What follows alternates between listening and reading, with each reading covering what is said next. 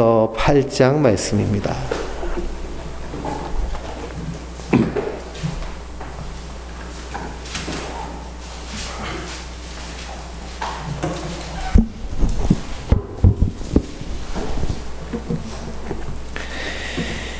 히브리서 8장 1절에서 5절까지 한 목소리로 같이 읽겠습니다. 지금 우리가 하는 말의 요점은 이러한 대제사장이 우리에게 있다는 것이라. 그는 하늘에서 지극히 크신 이의 보좌 우편에 앉으셨으니 성소와 참 장막에서 섬기시는 이시라. 이 장막은 주께서 세우신 것이요 사람이 세운 것이 아니니라. 대제사장마다 예물과 제사드림을 위하여 세운 자니 그러므로 그도 무엇인가 드릴 것이 있어야 할지니라. 예수께서 만일 땅에 계셨더라면 제사장이 되지 아니하셨을 것이니 이는 율법을 따라 예물을 드리는 제사장이 있음이라. 그들이 섬기는 것은 하늘에 있는 것의 모형과 그림자라. 모세가 장막을 지으려 할 때에 지으심을 얻음과 같으니 이르시되 삼가 모든 것을 산에서 내게 보이신 분을 따라 지으라 하셨느니라. 아멘. 할렐루야. 우리가 히브리서를 함께 나누고 있습니다.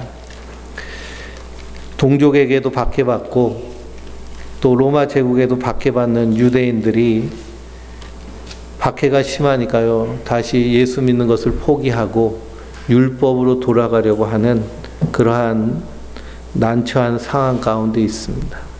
그 상황 가운데서 히브리서는 그들을 향해서 말합니다. 너희가 누구를 믿고 있느냐? 우리가 섬기는 분이 누구이냐? 우리를 구원하시고 우리를 하나님 백성 삼으신 그 은혜가 무엇인가에 대해서 우리에게 계속 반복하여서 말씀하고 있습니다. 그 예수님은 천사보다도 높으신 분. 유대인들은 천사를 되게 급 있게 보거든요. 우리는 그냥 천사를 그냥 하나님의 그냥 일꾼, 그냥 종, 수종 드는 사람 정도로 하는데 유대인들 가운데는 천사를 숭배하는 그런 사람들까지 있을 정도로 천사를 대단하게 생각했습니다. 근데 예수님 앞에서 천사는 아무것도 아니라는 거죠. 그러니 예수님이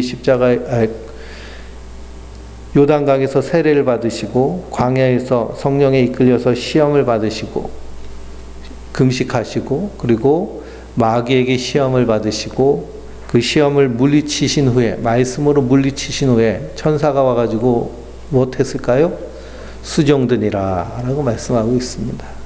천사는 하나님의 일꾼인데 예수님은 천사보다 뛰어나신 하나님의 아들이시다. 하나님 그분 본체시다 라는 것을 알려주고 있습니다.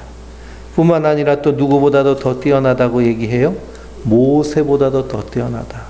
그 이스라엘 백성들에게 모세는 가장 위대한 지도자 중에 지도자. 하나님을 대면하고 율법을 이스라엘 백성들에게 준 그런 마치 건국의 아버지와 같은, 민족의 아버지와 같은, 아브라함이 믿음의 조상이지만 모세 역시도 민족의 지도자로 여기는 것이 바로 이스라엘 사람들인데요. 근데 모세는 하나님 집에 종으로 일했다면 예수님은 하나님의 아들이 아니시냐? 우리가 믿고 있는 분이 누군지를 생각하라는 겁니다. 모세가 애굽에서 이스라엘 백성들을 가나안 땅으로 인도한 것 같이 우리 그리스도께서는 우리를 이 사망에서 생명으로 건져내셔서 영원한 하나님 나라 하늘의 도성으로 우리를 인도하여 주실 분이 아니시냐. 그러니 우리가 누구를 더 의지하라고 말하고 있나요? 예수님을 의지하라고 말하고 있습니다. 뿐만 아니라 멜기세덱의 반차를 따라서 대제사장이 되신 분이 우리의 예수님이시다. 그래서 4장 14절에 그러므로 우리에게 큰 대제사장이 계시니 승천하시니 곧 하나님의 아들 예수시라. 우리가 믿는 도리를 굳게 잡을지어다. 우리의 믿는 도리가 뭐예요? 예수님의 십자가로 말미암아 우리의 허물과 죄가 용서함을 받고 하나님의 백성이 돼서 이제는 내가 주인이 아니라 예수님이 주인된 삶을 살아내는 것. 이것이 복음 안에서 우리의 믿음의 도리인데 이것을 굳게 붙잡으라는 겁니다. 우리가 이렇게 예수님을 주인으로 모시고 산다. 이러한 삶의 과정을 성화의 삶이라고 웨슬리 목사님은 얘기합니다. 성화의 삶을 살면서요, 내가 점점 예수님 닮아가는 것이 내 안에서 확 드러나나요? 안 그러면 내 안에서 그냥 온갖 죄성과 연약성이 더 많이 보이나요? 네, 죄성과 연약성이 더 많이 드러나는 겁니다. 파도 끝이 없이. 그러니 강한 빛이 비치니 내가 깨끗한 줄 알았는데요, 내 안에 더러운 것이 계속 나오는 거예요. 그 누구 없이는 못 사는 인생, 예수님 없이는 못 사는 인생. 한순간도 예수 그리스도의 십자가의 보혈이 아니면 설 수 없는 자, 이런 자로 살아가는 것이 성화의 삶입니다. 성화의 삶을 오해해가지고 오랫동안 신앙생활하면 그냥 거룩한 척, 예수님 닮은 것처럼 목이 뻣뻣해가지고 자기가 하나님 되는 것처럼, 성령님을 종처럼 부리는 것처럼, 그런 것이 아니고요, 오히려 더 낮아지고 섬기고 주님만 의지하는 모습, 이것이 성화의 삶의 모습인 줄 믿습니다. 그래서 사도 바울이 그 성화의 삶을 가장 잘 살아냈잖아요. 그의 신앙 고백에서 가장 먼저 고린도전서에서는 자기를 고백할 때 나는 사도 중에 지극히 작은 자다라고 표현을 했어요. 근데 에베소서에서는 뭐라고 그래요? 성도 중에 작은 자라고 그러잖아요. 근데 디모데후서에서는 뭐라고 그래요? 죄인 중에 괴수라고 얘기합니다. 쓰여진 연대가 점점 더 나중에 쓰여진 것인데, 마지막 순교하기 직전에 자기의 신앙의 고백은 나는 죄인 중에 괴수라는 거예요. 그럼 죄를 더 많이 져가지고 죄인 중에 괴수일까요? 그게 아니죠. 예수님께로 더 다가가면 다가갈수록 자기의 죄성과 연약성을 깨닫고 주님만 의지하고 바라보게 되는 것이 성도의 삶인 줄 믿습니다. 그러나 다행인 것은 우리에게 계신 이 대제사장은 우리의 연약함을 동정하지 못하실 분이 아니세요. 우리의 연약함을 동정하실 뿐만 아니라 불쌍히 여기시고, 불쌍히 여기실 뿐만 아니라 우리의 허물과 죄를 대신 지시고 십자가에 달려 죽기까지 우리를 사랑하시고 우리를 용서하신 분이신 줄 믿습니다. 그러므로 우리는 긍휼하심을 받은 자들이에요. 그러니 내 안에 더러운 것이 있더라도 때를 따라 돕는 은혜를 얻기 위해서 어떻게 해야 될까요? 은혜의 보좌 앞에 담대히 나갈 것이니라. 그러니 이 이스라엘 백성들, 유대인들에게 제사장은 얼마나 중요한 존재인지 모르고요, 율법은 이 유대인들에게 있어서는 그냥 법입니다. 헌법이에요. 우리나라도 법을 지키며 살잖아요. 이스라엘 백성들 율법을 지키며 사는 겁니다. 그래서 오늘 8장 1절 말씀해 보니 지금 우리가 하는 말의 요점은 우리에게 이러한 대제사장이 있다는 것이라는 거예요. 이것이 예전 개역 한글 성경에는 뭐라고 번역됐냐면, 지금 우리가 하는 말의 중요한 것은 이러한 대제사장이 우리에게 있다는 것이라는 겁니다. 중요한 것, 요점은 대제사장이 우리에게 계시다는 거예요. 대제사장이 계시기 때문에 우리가 무엇을 얻을 수 있을까요? 속죄함을 얻을 수 있는 거예요. 죄 사함을 받을 수 있는 거예요. 그래서 하나님 앞에 설 수 있는 은혜를 얻은 거예요. 예수님이 십자가에 달려 죽으시는 과정 가운데, 고난당하시는 과정 가운데 가룟 유다는 예수님을 은30에 팔았잖아요. 그리고 나서 예수님이 재판받는 모습을 보고 마음에 뉘우쳐서 어떻게 했을까요? 그냥 막 자살했어요? 그러지 않았어요. 제사장을 찾아가서 내가 잘못했다고 소리쳤습니다. 근데 제사장이 뭐라 그래요? 네가 알아서 해라. 난 모른다. 그러잖아요. 네가 알아서 해라. 난 모른다. 그러니 이 가룟 유다에게는 누가 없었어요?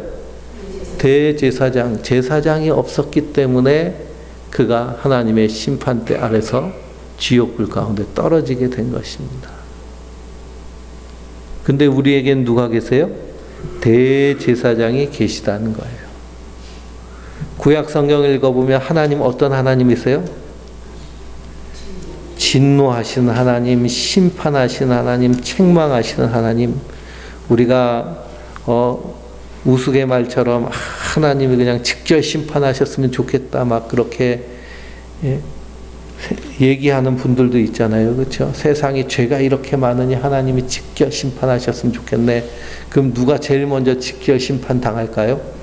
예? 내가 직접 심판 받는 거예요. 예수님은 그 율법을 더 강화시켰잖아요. 여자를 보고 음욕을 품는 자는 이미 간음하였느니라. 그 여기 있는 남자들 중에 살아있을 남자가 있을까요? 예? 없어요. 요즘은 남자만 그런가요? 예? 요즘 남자아이들은 다 어떻게 하고 다녀요? 위통 까고 다니잖아요. 그렇죠? 남자 여자는 다 동일한 겁니다. 형제를 향하여서 미워하는 자는 이미 마음에 살인한 자니라. 그러니까 가족 중에도 못마땅할 때 째려보잖아요. 그렇죠? 하나님 직접 심판하시면 어떻게 했을까요? 예? 당장 죽이지 않더라도 한쪽 눈을 빼셨겠죠. 그 한쪽 눈을 보다가 또 보기 싫어가지고 째리면 또 어떻게 돼요? 나머지도 빠지겠죠. 그렇죠? 그러니 하나님의 진노 앞에서 온전히 설 자가 없는 겁니다. 이스라엘 백성들도 하나님 그들에게 율법을 주셨지만 그 율법을 지킨다고 지켜도 지켜지지가 않는 거예요. 죄인인 인간은. 그러니 북쪽 이스라엘은 아수르에 의해서, 남쪽 유다는 바벨론에 의해서 완전히 멸망당하는 겁니다.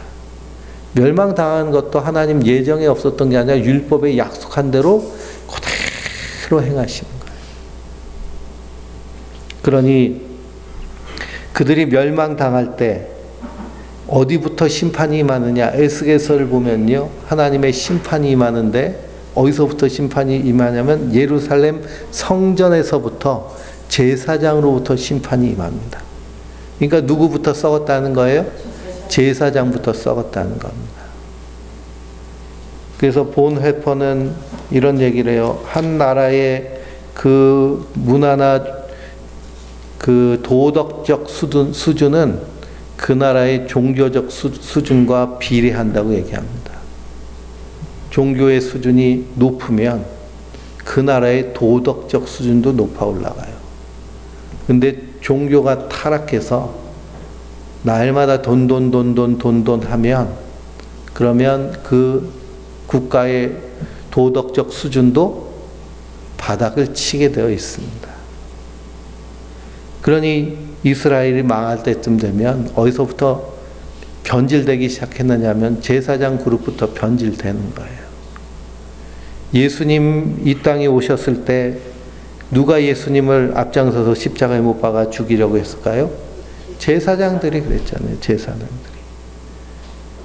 구약의 모든 선지자들이 가르치는 율법과 선지자들과 모든 예언들이 가르치는 그 그리스도를 하나님을 섬긴다는, 제일 잘 섬긴다는 제사장이 십자가에 못 박아 죽인 것입니다.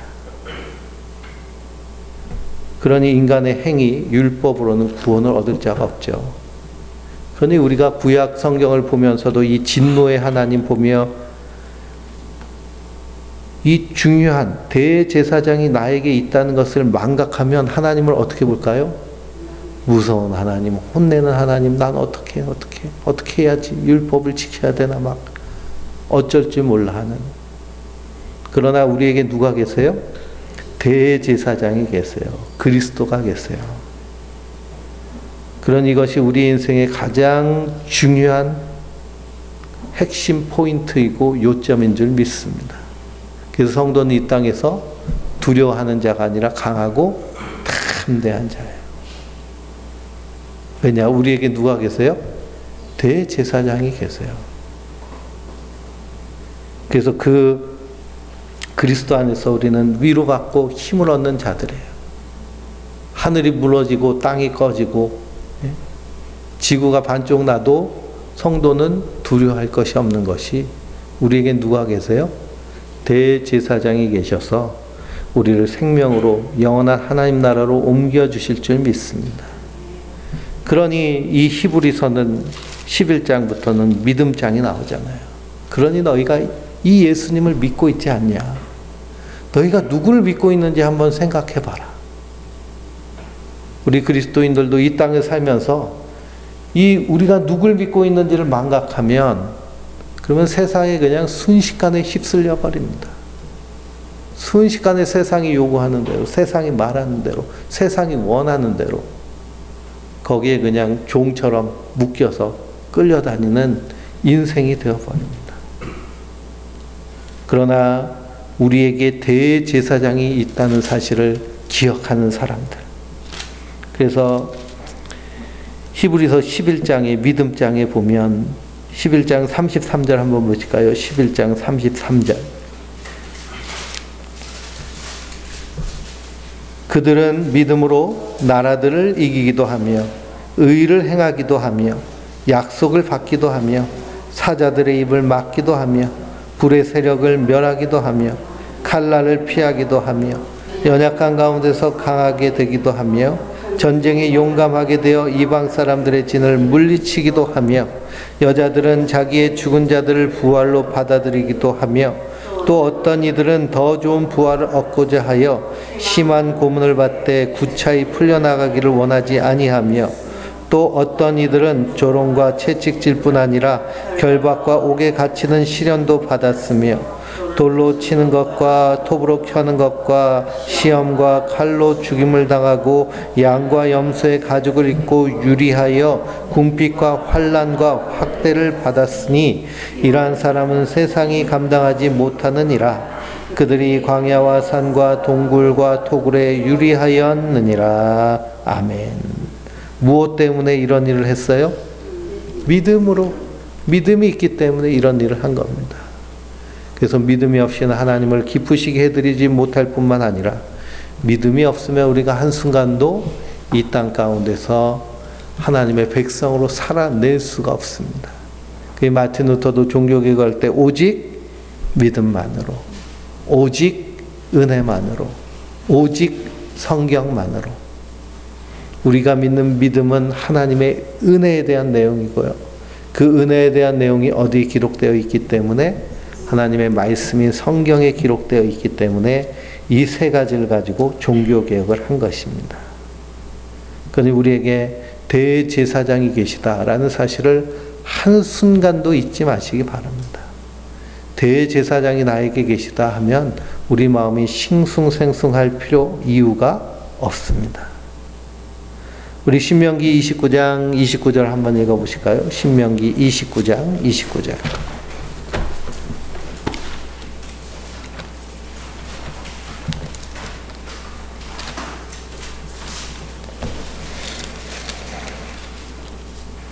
(399페이지입니다) 신명기 29장 29절 309페이지 같이 읽겠습니다. 감추어진 일은 우리 하나님 여호와께 속하였거니와 나타난 일은 영원히 우리와 우리 자손에게 속하였나니 이는 우리에게 이 율법의 모든 말씀을 행하게 하심이니라. 아멘. 감추어진 것은 우리 하나님 여호와께 속하였나니 이렇게 얘기하고 있는데요. 말을 너무 어렵게 만들었습니다. 그래서 세번역 성경을 읽어보면 이 세상에는 주 우리 하나님이 숨기시기 때문에 알 수 없는 일이 많다라고 되어 있어요. 그렇죠? 우리가 세상의 모든 일들을 다 알지 못하죠. 내 몸에서 일어나는 일도 알지 못하고요. 내 무의식에서 일어나는 일도 알기가 힘듭니다. 그러나 하나님은 그의 뜻이 담긴 율법을 밝히 나타내 주셨으니 이것은 우리의 것이다.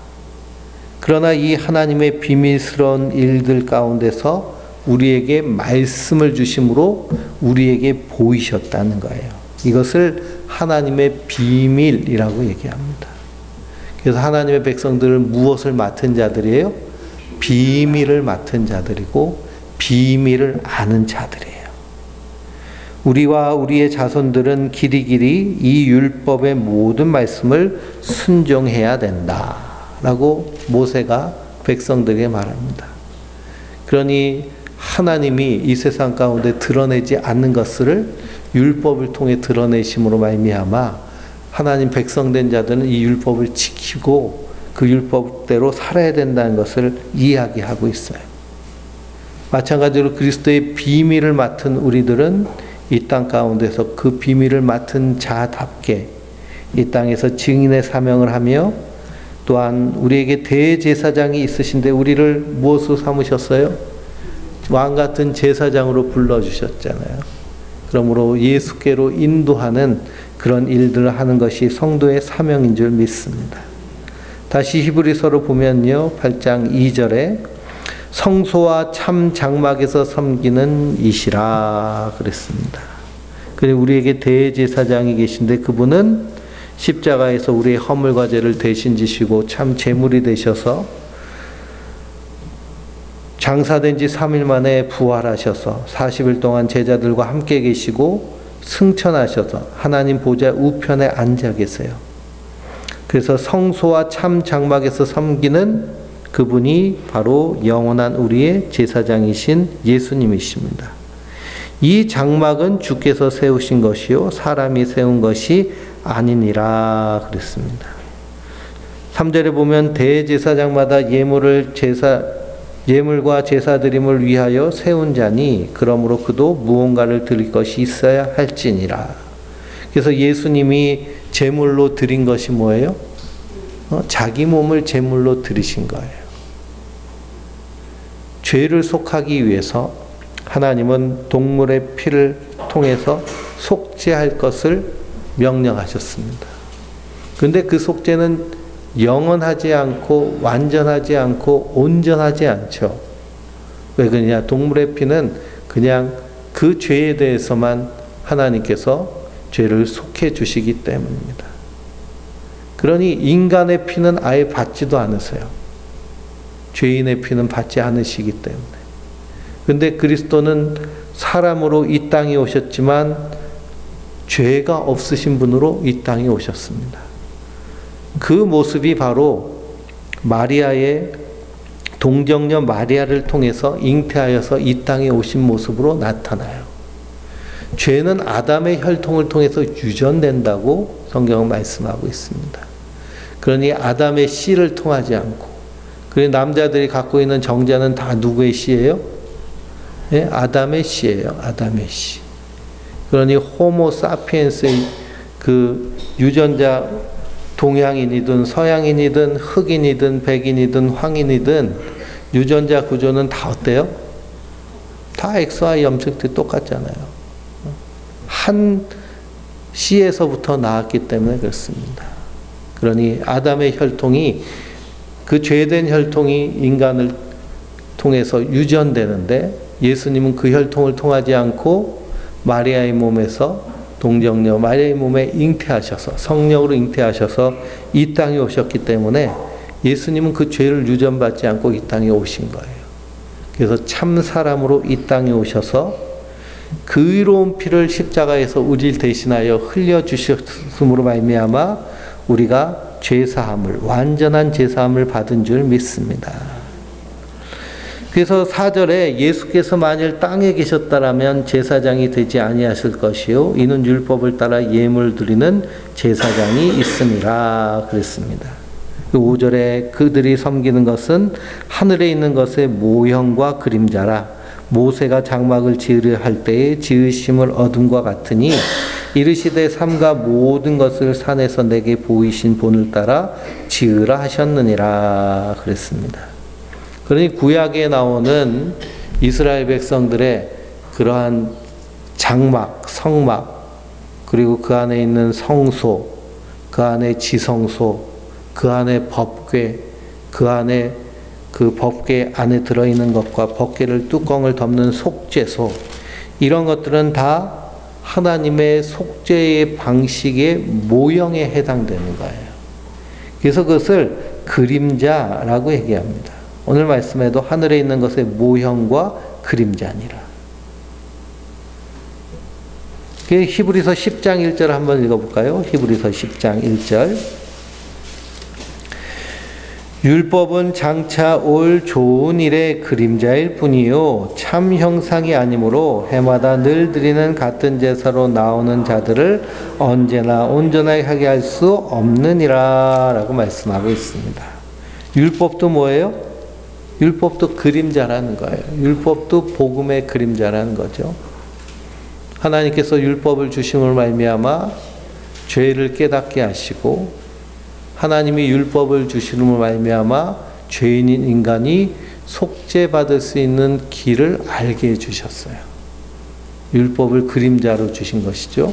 그런데 율법만 주실 뿐만 아니라 성막을 주시고 제사법을 주시고 제사장을 주셔서 하나님 앞에 나올 수 있는 길을 열어주셨어요. 그 길은 완전한 길이 아니라 그림자와 같아서 율법은 완전하게 하나님이 백성들에게 주셨는데 그 율법을 지키는 자들이 어때요? 완전하지 못해요. 죄를 속하는 재물이 어때요? 완전하지 못해요. 그러니 영원한 속죄함을 받지 못하고 영원히 하나님의 백성으로 가지 못하고 이 죄성을 인해서 계속 죄가 그 안에서 더 강하게 위력을 떨치는 겁니다. 근데 우리 예수님은 완전한 제물이 되시고 그리고 십자가에서 우리 죄 허물과 죄를 완전하게 단번에 드림으로 말미암아 완전히 씻어 주셨으므로 그래서 이 구약에 나와 있는 이 모든 것들이 하늘에 있는 것의 모형과 그림자가 됩니다. 그러니 모형이 있는데요. 우리가 아파트 살라고 이제 모델하우스 가가지고 모델하우스 씩 둘러보고 마음에 드네 하면 이제 결제하고 아파트 사잖아요. 그렇죠? 그 모델하우스에서 하나요? 안 그러면 그 집에 가서 사나요? 집에 가서 살죠. 그렇죠? 그러니 이 율법과 성막은 하늘에 있는 것의 모형과 같다는 겁니다. 모델하우스라는 거예요. 근데 정말 본체 되신 그리스도께서 이 땅에 오셨으면 이제 모델하우스를 어떻게 해야 돼요? 모델하우스가 필요 없잖아요. 그렇죠? 진짜가 있으니까. 그럼 진짜를 붙잡고 살면 됩니다. 근데 율법에 따라 살려고 하면 뭘 붙잡고 있는 거예요? 아직도 그림자를 붙잡고 있는 거예요. 그림자를 붙잡고 허상을 붙잡고 있는 겁니다. 그러니 유대교에서 나온 이런 제7일 안식교라든지 이런 뭐 안식일을 지켜야 된다. 뭐 그런 데들 있잖아요. 유월절을 지켜야 된다. 그런데 보면은 율법을 100% 다 615가지를 다 지키면서 사나요? 그 사람들이? 그렇지도 않아요. 그 중에 뭐 쉬운 거 안식일 지키고 뭐 절기 조금 지키고 절기도 구약에 말씀하신 대로 다 지켜야 되잖아요. 그리고 자기들 모이는 처소 같은 데 보면 어떻게 지어야 돼요? 성막의 식양대로 그렇게 지어야 되잖아요. 성막 식양대로. 여기 동네 저기 쭉 내려가면 거기도 제7일 안식교회가 있는데 그냥 교회처럼 졌어요. 십자가도 붙여놨어요. 십자가는 왜 붙여놨는지. 그럼 거기는 이제 어떻게 해야 돼요? 매일같이 아침 저녁으로 양을 잡아야죠. 양을. 그래서 상번제를 드려야 될 거 아니에요. 양 잡고. 또 거기 오는 이제 추석 교인들은 어떻게 해야 돼요? 다 양 한 마리, 소 한 마리, 염소 한 마리, 비둘기라도 잡아가지고 갖고 와가지고 어떻게 해야 돼요? 목 비틀고 따야 되거든요. 우리나라에서 그렇게 하면 또 어떻게 될까요? 예? 동물보호법에 걸려가지고요. 아무 데서나 도살하면 그거 벌금 내고 계속 반복되면 감옥 갑니다. 근데 그렇게도 하질 않아요. 그러면서 자기들은 율법을 지킨다. 안식일을 지킨다. 그러면서 뭐 집총 거부하고 국가의 다스림을 받지 않는다고 그러잖아요. 그러면 의료보험 혜택 같은 것도 받지 말아야죠. 국가에서 세금으로 다 해주는데요. 그렇죠? 혜택은 다 받으면서 의무는 안 하려고 하고 그래서 그림자를 붙잡으면 엉뚱한 짓 하기가 쉽습니다. 그래서 그림자를 붙잡지 말라고 사도 바울은 계속 얘기하잖아요. 골로새서 2장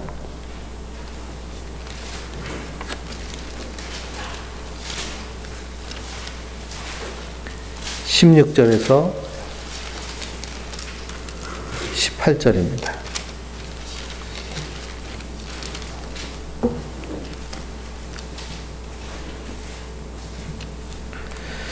16절에서 18절 그러므로 먹고 마시는 것과 절기나 초하루나 안식일을 이유로 누구든지 너희를 비판하지 못하게 하라. 이것들은 장래일의 그림자이나 몸은 그리스도의 것이니라. 아무도 꾸며낸 겸손과 천사 숭배를 이유로 너희를 정죄하지 못하게 하라. 그가 그 본 것에 의지하여 그 육신의 생각을 따라 헛되이 과장하고 머리를 붙잡지 아니하는지라. 온몸이 머리로 말미암아 마디와 힘줄로 공급함을 받고 연합하여 하나님에게 자라게 하심으로 자라느니라. 아멘. 그러니 먹고 마시는 것, 율법에 뭘 먹고 뭘 먹지 말라고 이렇게 금하는 것이 많잖아요. 이미 욥바에서 베드로가 무두장이의 집 옥상에서 기도하고 있을 때 환상 가운데 하늘에서 보자기가 쭉 내려오는데 거기에 율법이 금하는 먹지 말아야 될 짐승들, 뱀도 있고 닭도 있고, 닭은 먹나요? 돼지도 있고 그런 짐승들이 있어서 하늘에서 소리가 들리잖아요. 뭐라 그래요? 잡아먹어라, 잡아먹어라. 그랬더니 베드로가 깜짝 놀라서 이거 율법에 금하는 것이라 내가 먹은 것도 없고 먹지도 않겠습니다. 그랬더니 하나님 뭐라 그러세요? 내가 깨끗하다는 것을 네가 더럽다고 하느냐. 그러니 먹는 것 가지고 또 절기나 초하루, 안식일 이후로 누구든지 너희를 비판하지 못하게 하는 거예요. 그게 우리를 비판해서 우리의 믿음을 흔들 것이 아니라는 겁니다. 그러니 우리는 주님과 동행하는, 그래서 예수님을 붙잡고 사는 자들이기 때문에 율법의 행위로 인해서 구원을 받는 것이 아니에요. 우리는 여기서 자유함을 얻은 자들이에요. 그러나 우리가 하나님의 은혜 안에 살기 때문에, 그래서 사도 바울도 자기가 자유하지만 자유자로 살지 않고 누구로 산다고 얘기를 해요? 예수 그리스도의 종으로 산다고 그래요. 자기를 쳐서 복종시킨다고 그래요. 그래서 이 땅 가운데서 복음을 증거하고 하나님의 백성으로 사랑을 실천하는 삶으로 주님 오실 때까지 충성되게 그렇게 살 것을 고백합니다. 그러니 우리도 그림자 붙잡고 사는 자들이 아니라 진짜를 붙잡고 사는 자들인 줄 믿습니다. 그래서 다시 히브리서 8장 6절을 볼까요? 그러나 이제 그는 더 아름다운 직분을 얻으셨으니 이는 더 좋은 약속으로 세우신 더 좋은 언약을 중보자시라 그랬습니다. 그래서 이제는 그는 예수님이시죠. 더 아름다운 직분을 얻으셨어요. 우리의 대제사장이실 뿐만 아니라 하나님 우편에 앉아 계셨다가 다시 재림하실 때 이 땅을 심판하실 심판의 주로, 우리를 구원하실 구원의 주님으로 이 땅에 오시는 줄 믿습니다. 그게 더 아름다운 직분을 얻으셨을 뿐만 아니라 더 좋은 약속을 세우셨어요. 그 약속은 더 좋은 언약의 중보자로 예수님이 계세요. 더 좋은 약속은 어떤 약속일까요? 바로 하나님의 은혜의 복음, 십자가의 복음입니다. 그 십자가 안에서 우리를 깨끗게 하시고, 그리고 그리스도 안에 있는 자들은 하나님의 백성으로 사망에서 생명으로 우리를 옮기셔서 영원한 하나님 나라 백성 삼으신 줄 믿습니다. 그러니 우리는 더 좋은 걸 받은 자들이에요. 더 좋은 것. 그 유대인들 향해서 왜 율법으로 돌아가려고 하느냐. 우리 신앙에서 늘 경계해야 될 것이 율법주의, 신비주의, 시한부 종말론.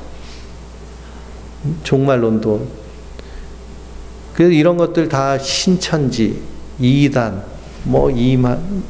만민중앙교회, 이재록, JMS 그런 데 가면요 다 율법주의입니다. 이거 하고 이거 하고 이거 하고 이거 하고. 그냥 매뉴얼이 딱 정해져 있어요. 그러니 그렇게 그냥 바쁘게 그냥 거기서 헌신 봉사하다 보면 뭔가 하는 것 같잖아요. 그렇죠? 뭔가 대단한 것 하는 것 같은데 예수님 앞에 섰을 때 예수님 뭐라고 하실까요?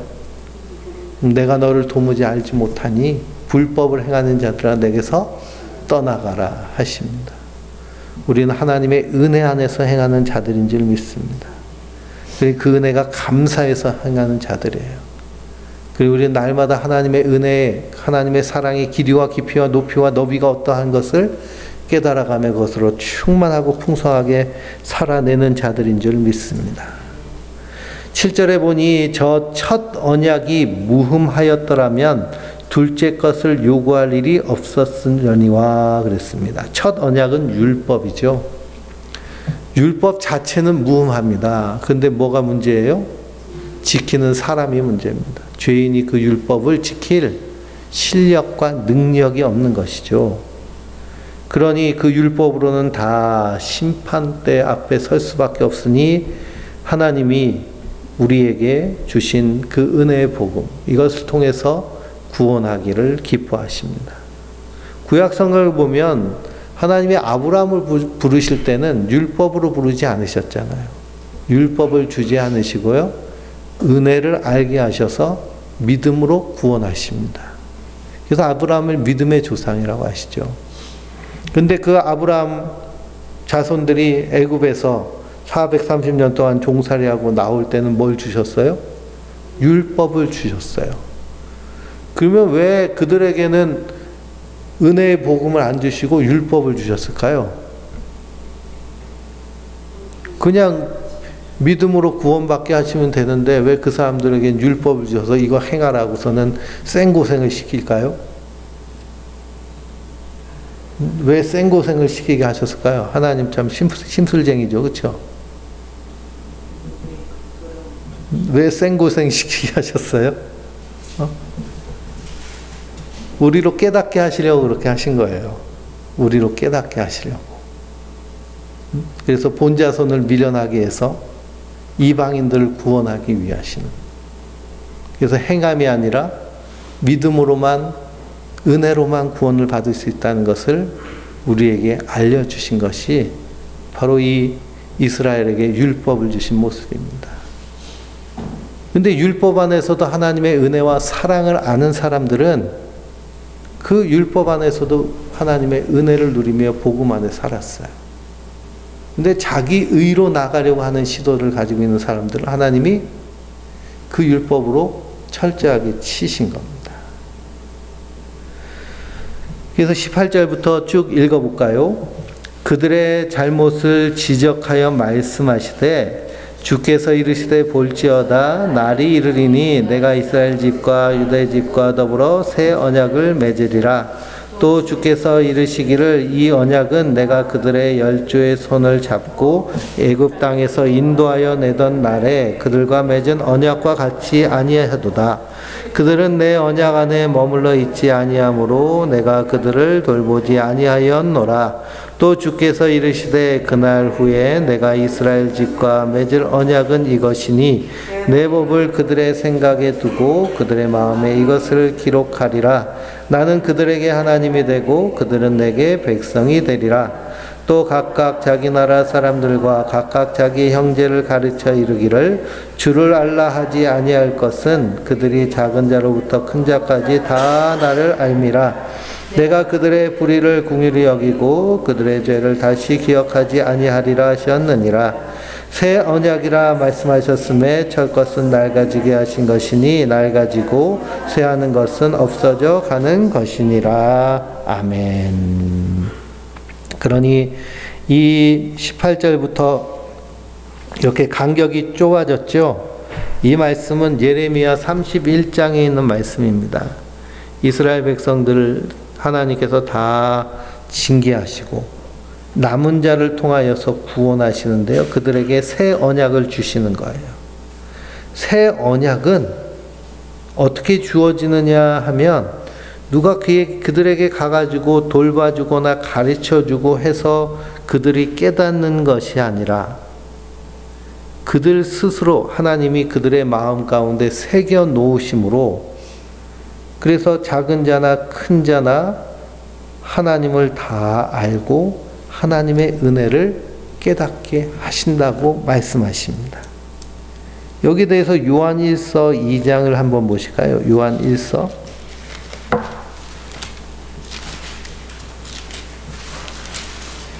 2장 27절입니다. 너희는 주께 받은 바 기름 부음이 너희 안에 거하나니 아무도 너희를 가르칠 필요가 없고 오직 그의 기름 부음을 모든 것을 너희에게 가르치며 또 참되고 거짓이 없으니 너희를 가르치신 그대로 주 안에 거하라 그랬습니다. 그러니 주께 받은 바 기름 부음이 너희 안에 있으면 뭐 할 필요가 없어요? 배울 필요가 없다는 거예요. 왜냐? 성령이 내 안에서 깨닫게 해주신다는 거예요. 그렇다고 이제 성경 공부할 필요도 없겠네. 그냥 성령께서 깨닫게 하신 건데 그냥 수요일 날이고 뭐 나올 필요가 뭐가 있어. 그냥 방에서 드라마 보면서 쉬고 있으면 다 깨달아질 거야. 이게 아니고요. 하나님의 은혜를 깨달은 자는 이 은혜를 알고 싶어서, 그래서 그 은혜의 보좌 앞에 더 담대히 나아가는 것이고요. 복음이 선포될 때 하나님의 택한 백성, 그래서 예수님은 내가 양의 문이라고 말씀하시고 나는 선한 목자라고 하시잖아요. 그래서 선한 목자 되신 예수님도 누구를 알고? 양을 알고 양도 나를 알아서, 그래서 목자의 음성을 듣고 쫓아나온다고 말씀하십니다. 그러니 예수님의 그 십자가의 복음이 증거되어지고 하나님의 은혜가 선포되어지면 그 십자가의 복음 앞에, 은혜의 보좌 앞에 쫓아나오는 거예요. 그래서 어린 양이 어디로 가든지 그대로 따라가는 자들이 바로 기름 부음 받은 성도들인 줄 믿습니다. 그 안에서 그 십자가의 은혜 사랑을 더 알기 위해서 우리가 아는 것과 믿는 것이 하나가 되어 그리스도의 장성한 분량에 이르기까지 힘쓰는 자들이 되는데요. 하나님의 부르심은 우리가 전도를 해보면 알잖아요. 온갖 정성을 다 해가지고 그냥 비유 다 맞춰가면서 교회 좀 한 번 나와달라고 해도 꿈쩍 안 하는 사람이 있는데요. 어떤 사람은 그냥 교회는 한번 나와봐. 예수 믿어야지 천국 가. 그냥 한마디 던졌는데 나와가지고서는 눈물 콧물 빼면서 회개하고 신앙으로 사는 그런 사람도 있습니다. 사도 바울도 그걸 경험해가지고요. 자기는 복음을 어떻게 전한다고 그래요? 전도에 미련한 것으로 전한다고 그러잖아요. 아테네에서 철학적인 철학자들과 그냥 논쟁도 하고 토론도 하고 그러면서 야, 너희가 보이지 않는 신에게까지 이렇게 제물을 바치고 신상을 만들었는데 내가 더 큰 비밀을 알려줄게 하면서 했는데도 한 사람도 믿지 않아요. 그런데 그냥 십자가의 도를 전했더니 그거 자기가 생각해도 그게 어때 보이는 거예요? 미련해 보이는 거예요. 우리가 전도할 때 사지읒으로 전도하려고 그러면 제가 알아들을까 뭐 그런 생각이 들잖아요. 그렇죠? 예. 이게 좀 그래서 사도 바울도 미련하다고 할 정도로 전도는 미련한 겁니다. 복음을 전하는 것은. 그런데 하나님의 백성은 그것을 듣고 주께로 나오는 거예요. 그러니 우리에게 대제사장이 계심으로 성도는 이 땅에서 안심하고 사는 자들입니다. 기뻐하며 사는 자들이고요. 감사하며 사는 자들입니다. 그래서 이 기쁨과 감사가 날마다 충만하고 풍성하며 우리의 인생길에서 그 예수님과 동행하며 나를 통해서 이루시기 원하신 놀라운 하나님의 은혜를 누리며 세상 가운데 드러내는 하나님의 사람들 되시길 주님의 이름으로 축원드립니다.